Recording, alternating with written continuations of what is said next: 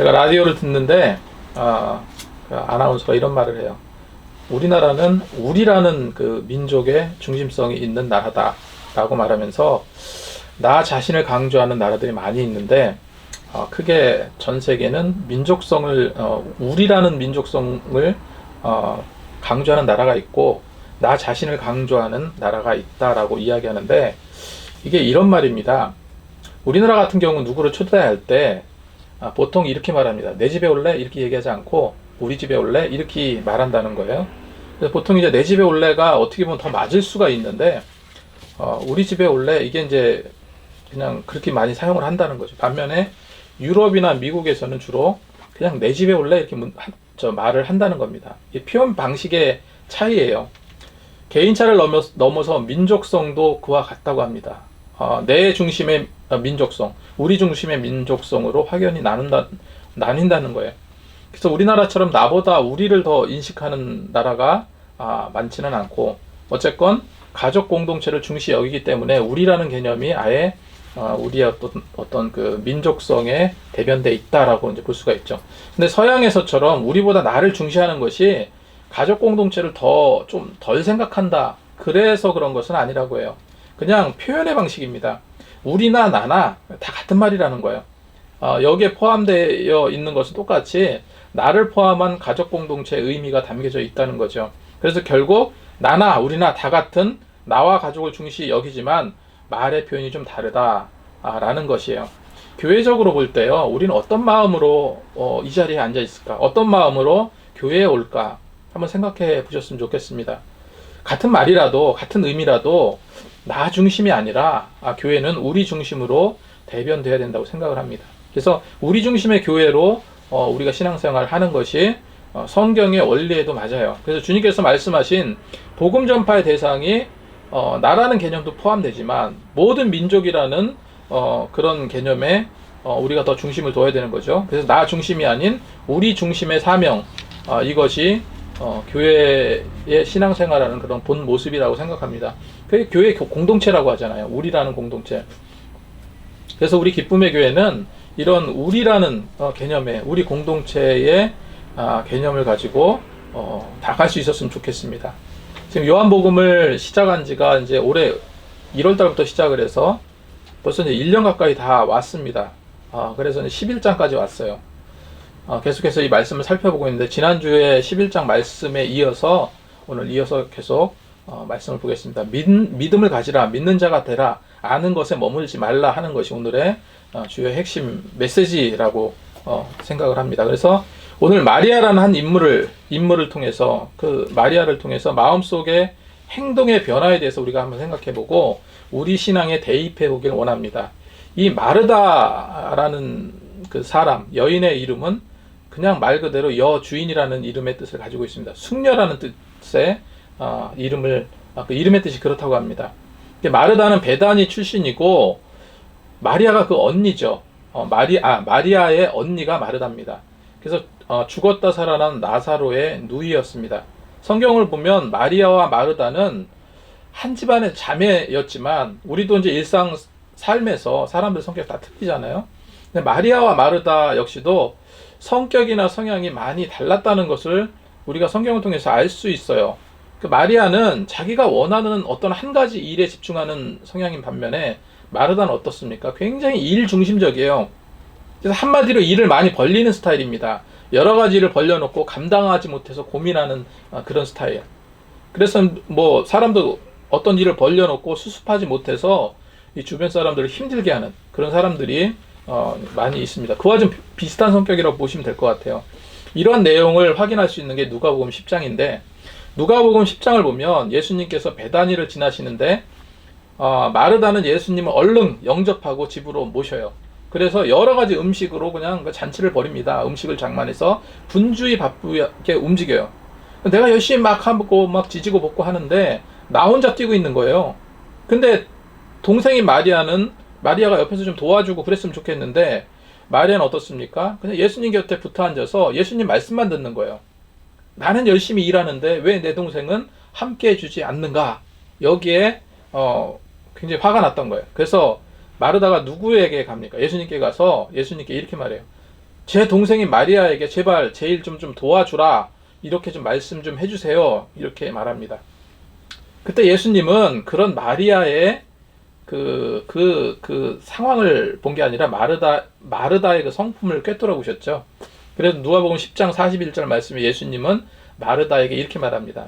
마르다야, 내가 많은 일로 염려하고 근심하고 있구나. 이렇게 말씀하세요. 그래서 예수님 마르다에게 일을 많이 버려서 그 한 모습만 본 게 아니겠죠. 마르다와 마리아, 나사로는 굉장히 친한, 예수님하고 굉장히 친한 그런 사이였기 때문에 여러 가지 상황들을 봤을 겁니다. 그래서 많은 일을 버려서 이걸 어떻게 감당해야 하나 염려와 근심하지 말고 하나라도 만족한 일을 택하라 하시면서 마르다에게 권면하세요. 그렇게 말씀하시면서 마리아에 대해서도 이야기를 합니다. 마리아는 이 좋은 편을 택했으니 결코 빼앗기지 아니할 것이다. 이렇게 말씀하십니다. 보통 우리가 마리아처럼 자기 중심적이면서 꼭 필요한 일에만 집중하는 스타일이 있습니다. 그런 거 하면은 이 마르다처럼 일을 좀 벌리고 뭔가 좀 그냥 극성스럽게 뭘 하는 그 일 중심의 사람도 있다는 거예요. 이걸 가지고 누가 옳다 그르다 할 수는 없지만 예수님은 적어도 마르다에게 너는 너무 많은 일을 하고 있어. 그러니 근심이 항상 쌓이고 걱정이 쌓여 있으니 이제 좀 줄여라. 집중할 것에 집중하라. 이렇게 말씀하신 겁니다. 본인이 힘들다는 거예요. 본인이. 마르다는 그런 성격의 여인이었습니다. 그런 성격답게 마르다는요, 오라비가 죽은 뒤에도 예수님을 원망하고 있어요. 오늘 말씀에서 이미 나사로는 병들어 죽었습니다. 죽었을 뿐만 아니라 이미 죽은 지가 사흘이 지났다고 기록하고 있어요. 17절 말씀, 예수께서 와서 보시니 나사로가 무덤에 있은 지 이미 나흘이라 기록하고 있어요. 죽은 지가 나흘이 되었다는 것은 무엇을 말합니까? 이미 숨은 끊어졌죠. 더 이상 심장이 뛰지 않습니다. 이미 부패가 진행되어 가고 있는 거예요. 썩어가고 있는 중이라는 겁니다. 그 나사로를 살리셨다는 것은 그 말은 어떤 의미가 담겨 있어요? 죽어서 부패되어 갖고 있는 그 몸에 다시 살이 온전하게 되고 피가 다시 펌프질하고 심장이 뛰고 해체되어 가는 근육과 내장 기관들이 원래대로 복구되어 가고 있고 원래 살아있던 때의 모습으로 회복되어 가게 하셨다는 말입니다. 이게 쉬운 변화이겠습니까? 쉬운 변화가 아니에요. 있을 수 없는 기적의 변화입니다. 골짜기에서 마른 뼈다귀들이 생명체로 회복되어 가서 다시 살아나고 그것이 이제 군대로 정렬하였던 그 에스겔의 환상의 내용과 같은 이 부활체가 되었다는 거예요. 사실 이것이 우리 인생의 모습입니다. 우리가 전혀 구원의 여망이 사라진 죄의 싹을 가지고 세상에 왔기 때문에 어떠한 방법과 노력을 기울인다 해도 가망 없는 인생들이었어요. 죽은 나사로와 같이 에스겔이 본 그 마른 뼈다귀 같은 인생이 우리 인간의 본 모습이라는 겁니다. 하지만 그런 소망 없는 인생들에게 예수님께서 다가오셨어요. 그리고 컴컴하고 어둠 속에 갇힌 우리 영혼의 소망의 빛을 비춰주셨던 겁니다. 그래서 우리 영혼의 기적을 이루시는 분은 예수님이시다. 예수님만이 우리 삶의 유일한 구원의 소망이 되신다는 이 사실을요, 분명히 기억하시기 바랍니다. 두 번째로요, 아는 것만으로 결코 믿음이 되지 않는다는 사실을 기억하시기 바랍니다. 아는 것만으로 믿음이 되지 않습니다. 마르다는 뒤늦게 찾아오신 예수님을 원망하는 그 눈빛으로 바라보면서 주께서 여기 계셨더라면 내 오라비는 죽지 않았을 것입니다. 이렇게 말해요. 그렇게 원망 섞인 말을 하면서도 마르다는요, 이제라도 주께서 무엇이든 하나님께 구하시는 것은 하나님이 주실 줄 아나이다. 이렇게 말하고 있어요. 사실 마르다의 신앙은 아는 것에 머물러 있다라고 봐야 돼요. 아는 것에 머물러 있는 것.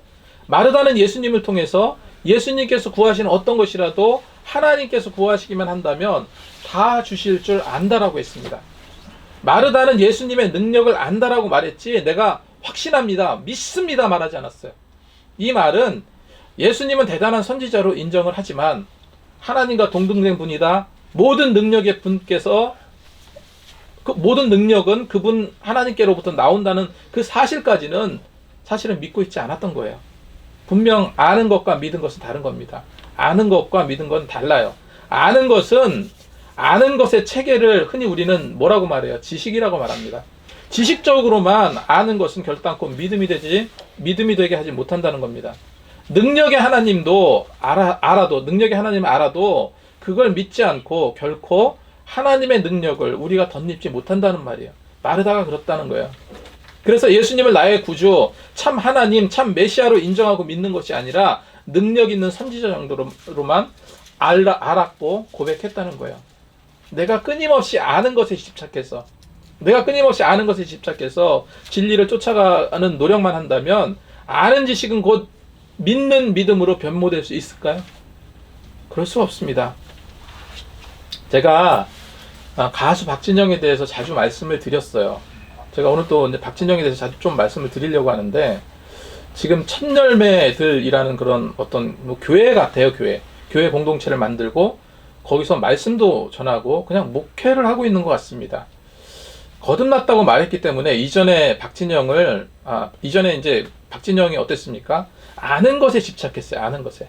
그리고 참 진리 구원의 증거를 찾는데 굉장히 노력했다라는 것을 본인도 고백하고 그런 내용들이 많이 나옵니다. 박진영은 스스로 고백하기를 누구보다도 구원에 관심이 있었고 진리에 대한 목마름이 컸다라고 말했습니다.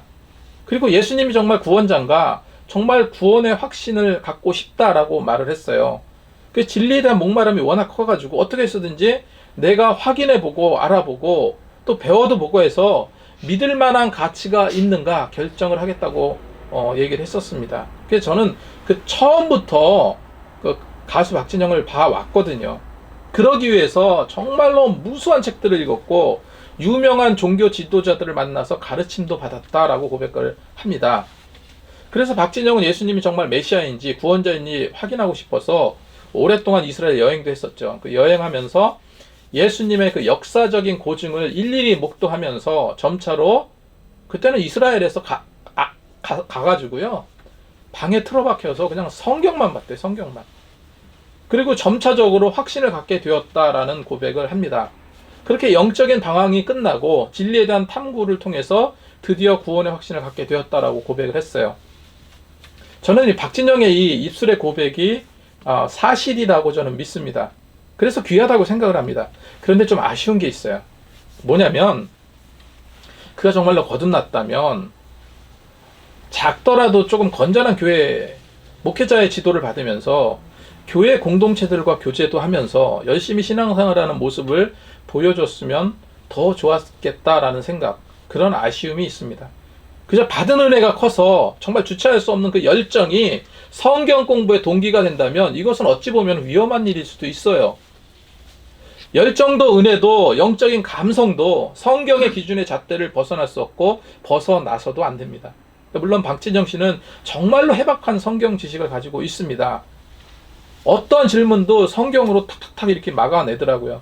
성경을 많이 알 수도 있고 더 해석을 잘할 수도 있겠지만 이제 객관적으로 세상을 좀 보고 내가 새로운 무언가를 세우고 새로운 방식으로 어떤 신앙생활을 하겠다는 의지보다 기존에 주님께서 세워주신 교회잖아요. 기존에 주님께서 세워주신 교회에서 본래 교회의 목적을 위해서 본래 교회 회복을 위해서 좀 힘을 썼으면 더 좋지 않았을까 하는 생각이 드는 거예요. 지금 뭐 교회가 사랑이 식었다, 타락했다, 독선적이다, 이건 너무 큰 권위적이다라고 한다고 해서 사실 원래 성경이 지향하는 교회의 본질이 바뀌었거나 훼손되었다고 생각하시나요? 그렇지 않습니다. 본질이 훼손된 게 결코 아니에요. 사람들이 그 주님의 뜻대로 살지 않아서 그렇게 된 거예요. 믿는 자답게 살지 않아서 그렇게 된 겁니다. 교회를 교회답게 세우는 노력, 교회가 교회 다음으로 세워지기 위해서 그렇게 신앙적인 열성과 의지가 있다면 정말로 무너지고 타락했다고 여겨지는 그 교회를 보수하고요, 좀 감싸 안고 치료도 하고 그 안에서 생명을 잉태하는 노력을 기울이는 것이 더 옳은 일이 되지 않겠습니까? 이런 생각이 드는 거예요. 제가 아는 것과 믿는 것을 말씀드리다가 이 박진영 씨 이야기로 흘렀는데, 자의로 독단적으로 성경 공부를 가르친다는 것은 아는 데에서밖에 머무를 수밖에 없고요. 제대로 된 믿음에서 좀 곡해되기 쉽다는 말씀을 드리고 싶어요. 그런데 중요한 건 뭐냐면 이 사람의 확신이라는 것이 위험할 때가 많거든요. 그것이 고착화되어 가지고 또 그것이 이론이 되고 사상이 되고, 그래서 결국 그 이론과 사상이 교회라는 공동체 안에서 확고한 자기 나름대로의 공동체죠. 자기 나름대로의 공동체 안에서 확고한 경험이 될 때 그 경험적인 신앙적인 행위가요, 이젠 자기 나름대로 신앙의 의식이 되고 교리가 된다면 이거는 기존에 있는 교회와 더 큰 담이 될 수밖에 없겠다라는 생각이 드는 거예요.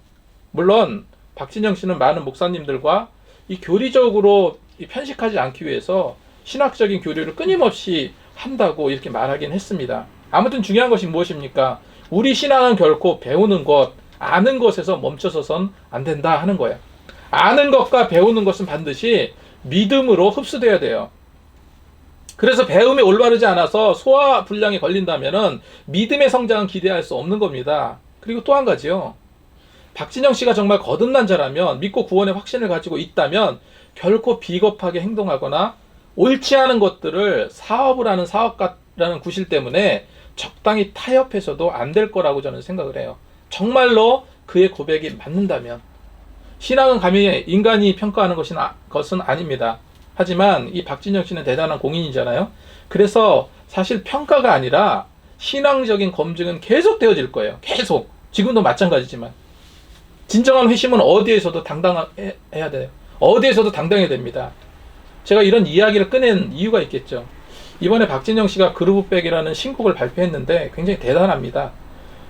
대단하다는 것은 그 나이에 그런 그런 신곡을 발표했다는 게 대단한데, 가사를 쭉 살펴봤는데 자기 신앙적인 색깔을 조금 중의적으로라도 표현하고 싶은, 나타내고 싶은 것 같긴 합니다.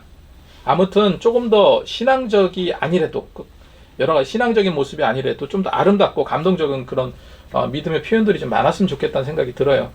박진영 씨가 알고 싶은 것, 믿고 싶은 것에서 그것이 믿음이 되었다고 고백하듯이요. 중요한 것은 믿음입니다. 지금 역시 우리도 마찬가지예요. 지금 믿음이 아는 것에서 믿음으로 옮겨지고 소화력을 발휘해서 소화시키고 그 과정의 노력이 정말로 필요하다는 것을 말씀드리고 싶은 거예요. 아는 것은 내가 하는 것이지만 믿는 것은 내가 하는 게 아니에요. 벗어나서는 안 됩니다. 마르다도 아는 것에서 머물러 있었어요. 하지만 성경에서 중요한 것은 뭐라고 그랬습니까? 아는 것이 중요하다고 하지 않았어요. 믿음이 중요하다 했습니다. 이 중요한 믿음을 갖기 위해서 아는 것은 필요할 뿐이에요. 아는 것이 필요할 뿐입니다. 요한일서 5장 4절 말씀에 무릇 하나님께로부터 난 자마다 세상을 이기느니라. 세상을 이기는 승리는 이것이니 우리의 믿음이라. 중요한 것이 믿음이라. 믿음이 어디서부터 생겨나는가? 하나님께서 믿음을 주시고 알게 하시지만 믿음은 사실은 아는 데서부터 시작이 돼요. 아는 데서부터. 하나님을 아는 데서부터 생겨납니다. 그래서 아는 것 없이 믿음이 되지 못하고, 믿는다는 것은 곧 아는 것이에요. 그래서 아는 것과 믿는 것은 딱 갈라놓고 양분시킬 수가 없는 부분이에요. 아는 것에 믿음의 요소가 필요한 것이 아니라 아는 것은 믿음의 중요한 요소가 됩니다. 한마디로 아는 것이 믿음에 종속되어야 된다는 거예요. 그래서 우리는 믿기 위해서 더 큰 동력으로 전진해 나가기 위해서는 아는 것이 필요하고 가르침이 필요합니다. 제가 주일학교 아이들 가르칠 때도 이런 얘기 많이 했습니다. 성경을 가르칠 때 초등학교 6학년 주일학교 아이들에게는 성경의 내용을 스토리텔링화해서 교육해야 된다. 이것이 정말 필요하다고 말씀드렸는데, 예수님을 신학적으로, 논리적으로, 성경적으로 파서 핵심 사항을 가르치는 게 아니라 그냥 있는 그대로 예수님의 이야기를 전달해 주는 거. 성경에 예수님은 어떤 이야기 있습니까? 어떤 이야기들이 있을까요? 뭐 능력의 이야기, 사랑의 이야기, 긍휼의 이야기, 고난의 이야기, 승리의 이야기, 이런 것들로 넘쳐나잖아요. 그런 이야기를 그냥 들려주는 겁니다. 그게 어떤 거예요? 알게 하는 거예요. 알게 만들어 주는 거. 그냥 아는 거. 스토리는 강하잖아요. 먼저 아는 게 중요하고, 그것이 믿음의 확신으로 되는 것이 신앙의 목표가 되어야 돼요. 믿음의 확신, 마음속으로 남게 가르쳐야 한다는 것이, 이것이 제가 갖고 있는 신앙의 교육관이라고 볼 수도 있죠. 어떤 사람이 굉장히 꽁꽁 얼음이 덮인 미시시피 강을 건너려고 하고 있습니다. 깨질까봐 두려워가지고 한 걸음 갔다가 살피고, 한 걸음 걸어갔다 살피고, 조심조심 그렇게 기다시피 하면서 강의 절반을 건너가고 있었습니다. 그런데 한참을 그렇게 가다 보니까 뒤에서 뭐가 오고 있냐면요, 여지껏 내가 힘들게 깨질까봐 겁내하면서 걸어왔던 그 얼음판 위에 한 마차가 오는 거예요. 마차가 그 말이 네 마리의 말이 석탄을 가득 실은 수레를 끌고 오는 말을 보게 됩니다. 그러면서 그 말을 보자마자 어떤 생각을 했을까요? 뭐야 이거 되게 깊게 얼었네 생각을 하고 아무 두려움 없이 이제는 콧노래까지 부르면서 그 미시시피 강을 건너갔다는 얘기예요. 깨질까봐 두려워서 기다시피 건넜던 그 사람 그제서야 툭툭 털고 일어나서 안심하고 강을 건넜다는 거예요. 만약 이 얼음은 절대로 깨지지 않을 만큼 단단하다라는 그 사실을 진작부터 알고 있었더라면 어떻게 됐을까요? 그 물에 빠질까 걱정하지 않았을 겁니다. 아는 것이 이런 거야. 아는 것이. 알지 못했기 때문에 그래 기이고 뭐 불안과 의심이 있었지만 안다면 어때요? 그냥 당당하게 걸어가는 거예요. 이 사람은 깨지지 않는다는 사실을 알지 못했기 때문에 건널 수 있다는 확신의 믿음을 갖지 못했던 겁니다. 그래서 아는 것도 굉장히 중요하다. 알아야만 믿음이 생긴다. 하지만 우리는 아는 것에 머물러서는 안 된다. 이 말씀이 중요하다는 겁니다. 마르다는 설령 예수님을 하나님이 보내신 메시아라는 사실을 믿었어도 죽은 오라비까지 살려낸 능력은 없다라고 생각했던 겁니다. 그래서 조금 부족한 믿음을 가졌던 거예요. 그렇기에 믿음이 부족하다는 사실을 우리가 다음 구절에 확인할 수 있습니다. 23절 말씀을 보면 예수님은 마르다에게 이렇게 말하죠. 예수께서 이르시되 내 오라비가 다시 살아나리라. 다시 살아나리라. 이 말씀은 성경에서 말하고 있는 그 부활을 말하고 있는 것이 아니라 실제 현재 과거 그 나중에 예수님께서 재림하신다. 예수님께서 다시 오신다. 이런 과거의 신앙적인 그런 성경의 내용을 말하고 있는 게 아니죠. 예수님께서 다시 살아나리라 이 말은 이후의 부활을 말하는 것이 아니라 실제 현재 지금 일어날 일에 대해서 말씀하시는 거예요. 그럼에도 마리아는 현재 일어날 일로 생각하지 않고 믿는 자의 부활이라는 그 막연한 사실에 대한 그러한 의미로 받아들인 거죠. 그래서 마르다가 어떻게 답변을 합니까? 정말 내 오라비가 죽었는데 다시 살아날 수 있습니까? 뭐 이렇게 답변하지 않고 이렇게 되묻지 않고 마르다는 이렇게 말합니다. 마르다가 이르되 마지막 날에 부활의 때는 다시 살아날 줄 내가 아나이다. 이건 뭔 얘기예요? 지금 죽은 내 오라비는 결코 살아날 수 없다라는 말이에요. 예수님께서 말씀하신 것은 나사로가 지금 살아나리라 한 말씀인데요. 우리의 믿음도 먼 미래에 있는 것이 아니라 바로 지금이 중요해요. 지금이 중요한 겁니다. 지금 소용되어지는 것이 믿음은 소비되어지는 거예요. 지금 소용되어지는 겁니다. 그래서 지금 예배드리고 있는 지금 이 시간, 이 순간 정말 믿음 생활하고 있는 지금 이 시간이요. 가장 중요한 시간이에요. 가장 중요한. 내가 구원받고 내가 은혜 받고 내가 장래의 소망을 얻는 시간. 먼 미래가 아니라 바로 지금. 나중에 난 뭘 잘하겠다. 다음부터 언제 열심히 나오겠다. 아무 소용이 없습니다. 나중에 믿겠다는 거, 나중에 더 열심히 믿겠다는 거. 여러분, 믿음은 결코 미래형이 아니에요. 현재형입니다. 현재 진행형입니다. 이 정도에 머무르지 마시고 지금 현재의 믿음 생활 유지하시기 바랍니다. 이 믿음 생활 잘 하시기 바랍니다. 세 번째로 이후에 마르다는 아는 것에 머물지 않고 믿노라는 그런 고백을 하고 있습니다. 예수님은 그저 아는 믿음에 머물러 있던 마르다에게 강권적으로 말씀하시죠. 25절 26절 말씀에 예수께서 이르시되 나는 부활이요 생명이니 나를 믿는 자는 죽어도 살겠고 무릇 살아서 나를 믿는 자는 영원히 죽지 아니하리니 이것을 내가 믿느냐? 이것을 내가 아느냐가 아니라 이것을 내가 믿느냐라고 물으셨어요. 이 말씀이 굉장히 중요한 말씀입니다. 하트뮬러는 이 말씀이 요한복음에서 예수님의 말씀 중에 가장 위대하고 장엄한 선언이다라고 말했습니다. 나를 믿는 자는 죽어도 살겠고, 여기서 죽어도라는 말은 헬라어 원어로요, 칸 아포다네라는 단어인데 이건 그가 죽을지라도라는 의미예요. 그래서 나를 믿는 자는 죽어도 살겠고, 그가 나중에 나이 들어서 늙고 죽게 될지라도 계속 살게 될 것이다. 즉 육체적인 죽음으로 인생은 끝날지 몰라도 우리는 예수님을 믿음으로써 그 믿음으로 계속 살아나고 영생하리라는 영생의 소망의 메시지가 여기 담겨 있는 겁니다. 예수님 마르다에게 분명히 당신에 대해서 말씀하시죠. 나는 부활이요 생명의 근원자, 생명의 주관자다. 나를 믿기만 하면, 나를 아는 것이 아니라 나를 믿기만 하면 설령 나사로처럼 죽었다 해도 살아날 것이고 살아서 나를 믿으면 영원히 죽지 아니할 것이다. 이렇게 말씀하면서 예수님께서 마지막으로 점을 찍으면서 말씀하신 것이 뭡니까? 이 사실을 내가 믿느냐는 거예요. 믿느냐. 네가 이 사실을 아느냐가 아니라 내가 믿느냐. 내가 나를 믿느냐. 그제서야 마르다는 자신의 어떤 확고한 신경 변화, 확실한 고백의 말을 합니다. 27절 말씀에 이르되 주여 그러하외다. 주는 그리스도시요 세상에 오시는 하나님의 아들이신 줄 내가 믿나이다 고백을 합니다. 마르다는 드디어 믿나이다라고 고백을 합니다. 이 입술의 고백 중요하다고 그랬죠. 이런 변화가 있었어요.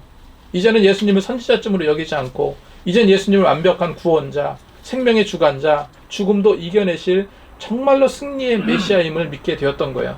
그런 마르다의 믿음을 확인하고 예수님은 무덤가에서 썩어가는 나사로를 큰 소리로 부르셨습니다. 43절 이하에 큰 소리로 나사로야 나오라 부르시니 죽은 자가 수족을 배로 동인 채로 나오는데 그 얼굴은 수건에 쌓였더라. 예수께서 이르시되 풀어놓고 다니게 하라 하시니라. 기록하고 있습니다. 죽은 자를 어떻게 불렀습니까? 죽은 자를요 산자처럼 부르신 거예요. 산자처럼. 분명히 예수님은 생명권을 가지신 분입니다. 그리고 심판할 권세도 부여받으신 분이에요. 요한복음 5장 27절 말씀에 또 인자됨으로 말미암아 심판하는 권한을 주셨느니라 기록하고 있어요. 여러분, 그래서 정말로 어떤 믿음을 소유하기 원하십니까?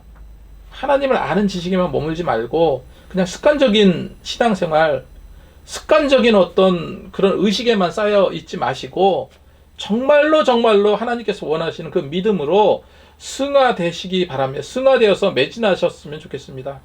마르다가 믿음의 변화를 일으켰던 것처럼 우리도 늘 쑥쑥 성장하는 그런 믿음의 신앙을 우리는 가져야 돼요.